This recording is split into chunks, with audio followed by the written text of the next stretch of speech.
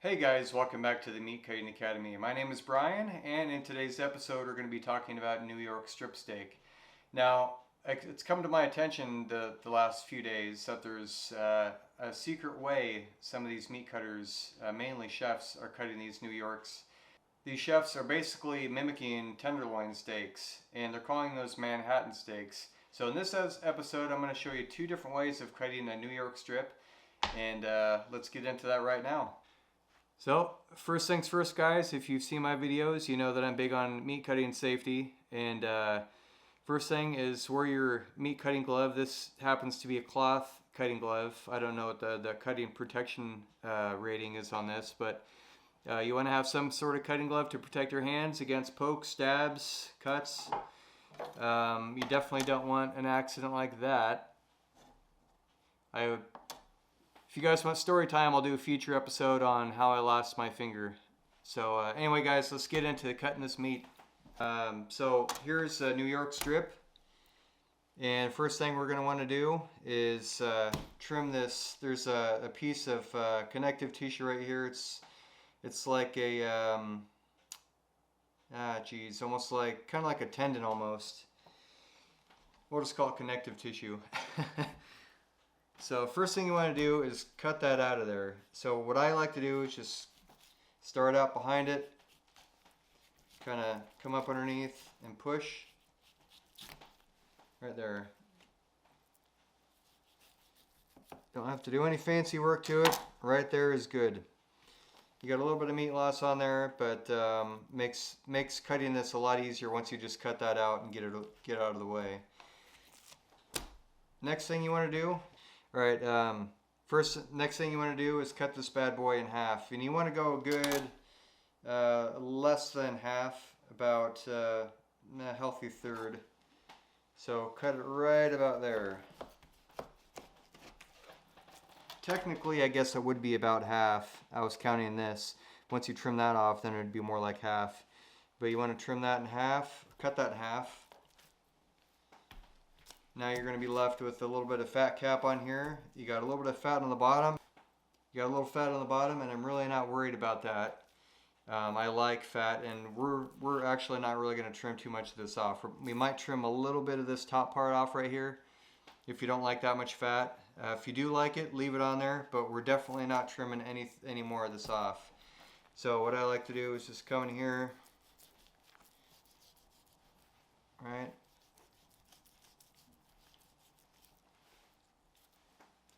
To me, that's perfect. I actually could have left a lot more on there, but we're just gonna cut it just like that, and gonna square this guy off right here. Actually, it really doesn't need to. It's a little bit misshapen right here. You can square that off if you want to, but it should cook just fine. So what we're gonna do is gonna cut a good 1.25 inches or so. This is from the New York end. Versus the ribeye end, and so you're going to have a lot more gristle in these first few cuts. So just be mindful of that. So let's cut another 1.25 inch steak, and as you go down, that'll shrink and get a lot better. See, like that. That looks way better. Other side's going to look a little bit more like that. Okay. Set these over here, and you're going to want to do that all the way down. And you don't have to cut them 1.25 inches. You can cut those.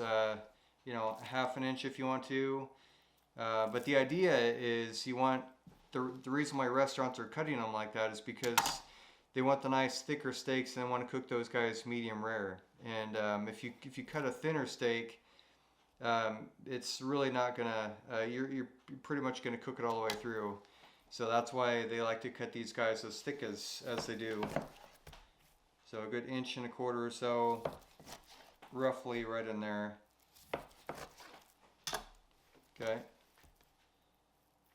perfect. Now they're calling these Manhattan steaks, and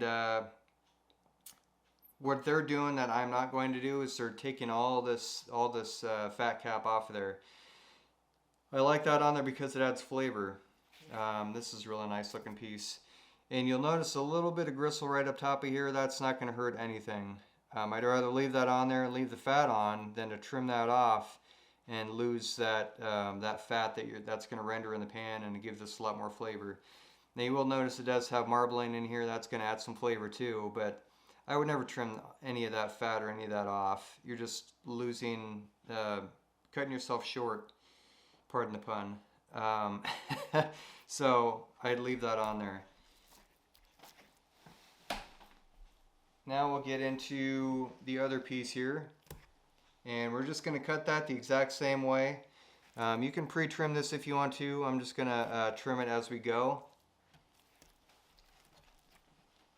Got a good 1.25 inches all the way down. Beautiful steaks. Let's see.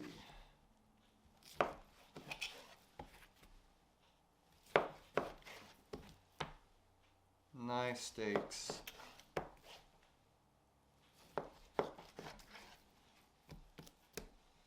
I'll square this one up a little bit. It's kind of funky shaped. Okay.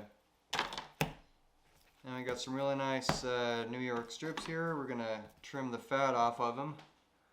And nobody wants all that fat. I mean, that's quite a bit. So we'll go ahead and trim this off. When I'm working at the meat shop I work at, I like to keep a good 1/4 inch or so fat on there. I think that's a reasonable amount of fat that most people tend to like. I don't like to just, like I said before, trim all that fat off. You're not doing yourself any favors. I went a little too far on that one. I really should be using my boning knife when I'm doing that, but not too bad. A little bit of fat right there, but I'm not worried about it. Let's switch this bad boy out to my boning knife here. And if you're interested in any of this stuff, I do have, I am an Amazon affiliate. I do make a little bit of money on commissions, not much. But if you're interested in purchasing these are reasonably priced. They're, I can't remember what they are these days. It seems like everything's going up, but these are around $35 to $40 or so dollars. The bigger knives, the one I was just using is a 10-inch Cimeter, and that one's going for about, I'd say $50 or so, 45, 50, somewhere in that range, up to maybe 70. Anyway, I'll put a link down in the description below, and all the equipment I use will be down there. Feel free to look at it. If not, no big deal. A lot of people are interested in what I use, so I like to provide you with that information. So let's get back into cutting. Let's trim this fat off here.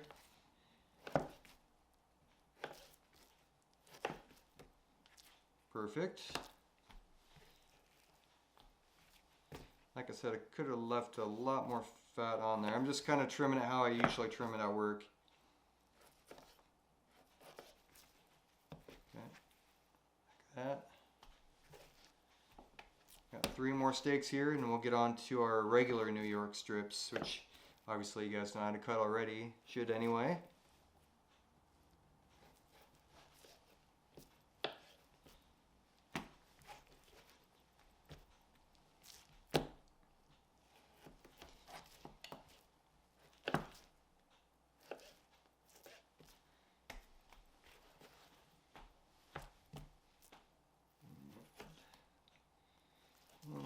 Guy to trim up. There we go. All right, let's get on to the other pack now.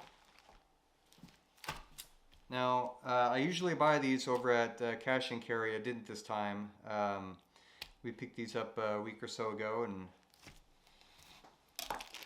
my wife's work paid full price for them. We could have got them a little bit cheaper. That's okay though. She's got a good boss that we like to support. Alright. Alright, here we go. Now I'm going to do the same thing with my boning knife. I'll just trim that off. You don't really need the big knife for that. I'm going to steal my knife actually.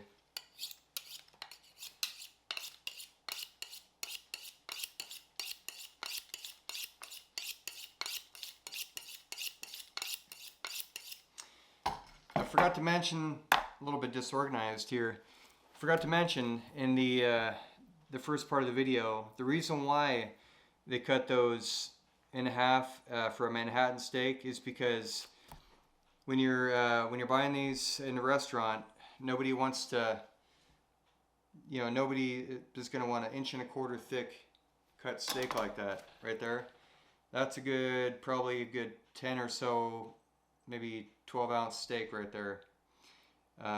Nobody's going to be able to finish all that along with everything else. So what they're doing is they're basically cutting that in half and having a bigger steak back here for your Manhattan steak. That's the reason why they do that. So let's go ahead and cut this. In the meat world, we call that bubblegum right here. All that connective tissue and gristle and stuff. Not too bad. Didn't really have a lot of meat on there. That's really not much at all. It beats going underneath and being fancy and taking your time. When you're doing this for a living, you don't really have that kind of time, especially the amount of volume that we do at my job. Now is the time you want to switch to your big knife when you're cutting these big steaks. This one I'm going to square up just a little bit. Let me know, do you guys like that angle? Whoop, throwing the meat at you there. I need a 3D camera. That would have looked awesome. Do you guys like that angle? Let me know. Versus the higher up and then down. Let me know if you guys like this angle a little bit better.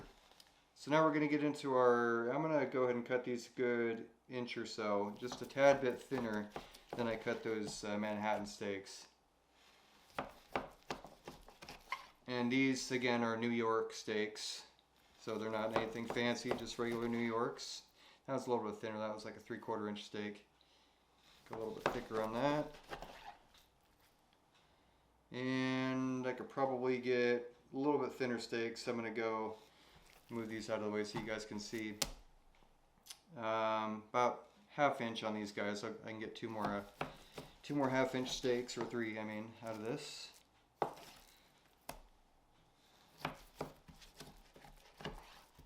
Okay, perfect.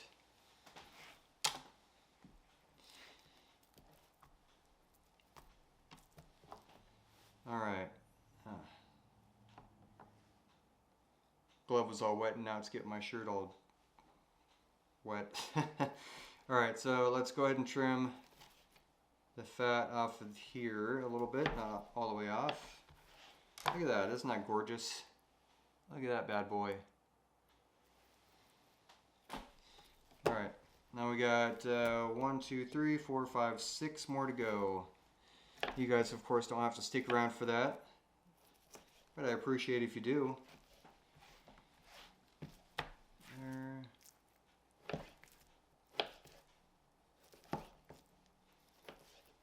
That's about the normal speed I usually do at work. I slow it down for you guys on camera just because it's really hard to see what you're doing when you're going real fast, and you know, so I slow it down for you guys. I get comments every now and then, oh, you cut so slow. So that's the reason for it, is for you guys, so you don't have to pause it or slow it down. Perfect.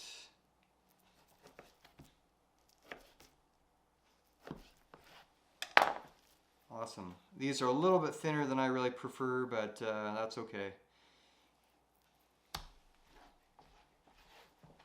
All this fat you can use to render down. Hey guys, so real quick, a few seconds ago you just saw that clip with me mentioning that you can render down that beef fat. Well, this is the next day. I'm editing the video, and randomly I thought, you know what, I'll just shoot this real quick video. What I did was I cooked up that beef fat in the slow cooker last night, and it turned out really good. I just used this empty jar and ran that in the slow cooker. I chopped it up real fine. You want to do that. You don't want to leave any big chunks. Chopping it up real fine will allow it to render down a lot quicker. So I did that. I ran it for a good 8 hours and ran it through coffee filter inside of this glass jar. That'll leave out all those bigger particulates and leave you with a nice clean product. So I'm pretty happy with it. This lasts a while. I'd probably put it in your refrigerator to last even longer. It doesn't last forever. But anyway, I want to show you guys that's what you can do with your fat instead of just throwing it away. All right, back to the video. and use that for cooking. That is the best for cooking. So don't waste your fat, especially when you got this much of it. You can really render that down and use it for all your cooking, you know, instead of using vegetable oil, which is the worst, or seed oils actually, which is the worst. Render down beef fat is one of the best you can do. So, wow, look at all that, guys. I got, what have we got? 1, 2, 3, 4, 5, 6, 7, 8, 9, 10, 11, 12, 13, 14, 15, 16, 17, 18, 19 steaks. Now, this isn't a cost-saving video because we didn't really go over how much these were. They were a little bit more spendy than I really wanted to pay, but that's okay.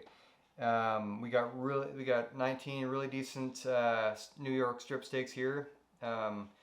We got 7 regular-sized New York strips right here, and then we have what they're calling the Manhattan steaks, or I believe they're this one, and then these 5 here.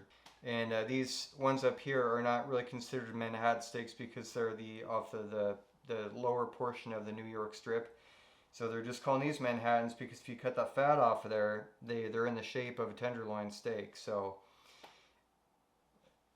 then we've got our beef fat right over here we can render down. We've got just our very minimal amount of New York trim. That's just squaring up the ends to make them look a little bit prettier, and so they sit down better in the frying pan. So I hope you guys enjoyed that quick tutorial on how to cut a New York strip 2 different ways. One Manhattan, the other one New York strip, both boneless. So I hope you guys like that. Please give me a thumbs up. It really helps my channel grow. I'm trying to do that more this year. I started this channel back in 2020. It was kind of a slow going process. I didn't really think my channel was going to take off quite as it's doing right now. So if you guys comment down below, do all the good stuff, you'll greatly help my channel out. Consider subscribing if you're not already subscribed. I'd greatly appreciate that. I want to see my channel up, hopefully 10,000 subscribers this year. Who knows? I'm almost at 3,000. So yeah, anyway, thank you guys. I appreciate it. You guys have a great rest of your February. Might not be a video out next week. I'm going to be doing some mining. I have a gold mining claim that I haven't been to in about 6 months. So I'm going to go there with a friend, and hopefully I can crank out a video. If not, that's where I am, guys. Stay safe, and I'll see you on the next episode.